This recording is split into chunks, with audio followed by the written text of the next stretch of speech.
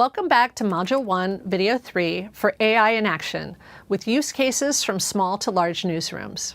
Hank Sims is the editor-in-chief technologist of Lost Coast Outpost, an online publication that serves Humboldt County, California. Hank is a quintessential tinkerer. If something new comes out, he jumps right in. When OpenAI released DALL-E in July of 2022, Sims put it to work on his website right away. He said it costs about 5 cents and 30 seconds to produce an image. He said he hasn't put any artists out of work because he's never hired an artist. He's never had the time or money to hire an artist. He usually needs an image now, and he's found that DALL-E can deliver. He also put GPT-3 to work. This was before the ChatGPT frenzy. He set up scrapers for public meeting agendas and then stitched GPT-3 to create a summary of the agenda. For fun, and I do like tech that expresses some form of whimsy, you can read the summary as a sea shanty, or a Scooby-Doo, or 48 other summary types. Importantly, he indicates the use of these technologies in the image cut line and below the meeting. Scott Broderick, founder of Virginia-based Local News Now, has created an AI-generated morning newsletter to subscribers. He used GPT-4, Zapier, Airtable, and RSS. He brought in a developer at the end to connect it to his email service. He's also thinking of experimenting with AI to look for typos.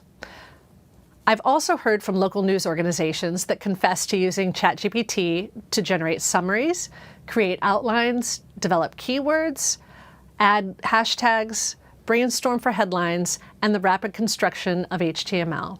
One of the publications in the United States that covers the journalism industry is Nieman Lab.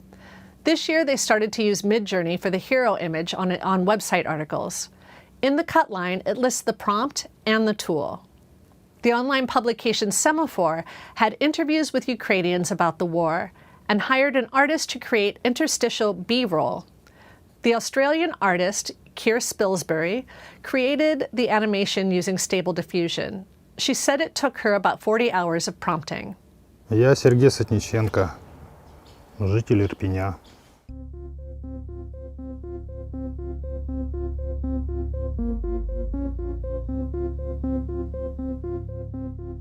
Здесь как раз конкретно, здесь была серая зона, это была нейтральная полоса. Вот там вот право была украинская армия, вот там вот слева была русская, посередине здесь летали бомбы, мины. Бомбы, мины, бомбы, мины, бомбы, мины, бомбы, и так вот. AP's Local News AI initiative has open-sourced 5 AI projects for newsrooms to use. The codebase is free, but it may take a technologist or two and some training to get these working in your newsroom. These 3 projects have GPT 3.5 components. For Michigan Radio, Search Minutes takes online videos of public meetings and transcribes them with keyword alerts. With WFMZ-TV in Pennsylvania, we created a sorting mechanism for the hundreds of emails received daily on the assignment desk. AI determines, after some training by people in the newsroom, if there's a credible news event and adds it to the coverage planner. With KSAT TV in San Antonio, Texas, we composed basic digital stories from video interviews and features selected by editors. The AI summarizes these videos and automatically adds them to their CMS. For these next 2 projects, we used the less risky AI with templatized natural language generation because the topics were too important to leave to chance. El Vocero in Puerto Rico has automated hurricane warnings, and they go from English to Spanish language. For Brainerd Dispatch in Minnesota, we automated police incident briefs.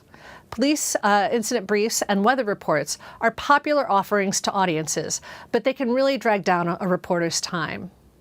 It's important to note that none of the examples mentioned here include publishing a reported story. These are automations in newsrooms that are meant to free up time for journalists so they can work on more substantive reporting.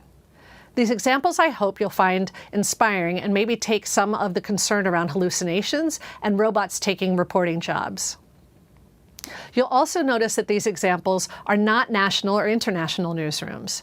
These are small and local newsrooms experimenting and sharing their results. The technology is on sale right now and is more accessible than ever before. If you can bake a cake, you can use generative AI. I'm always on the lookout for the next Hank Sims. Please share your experiments in the forums.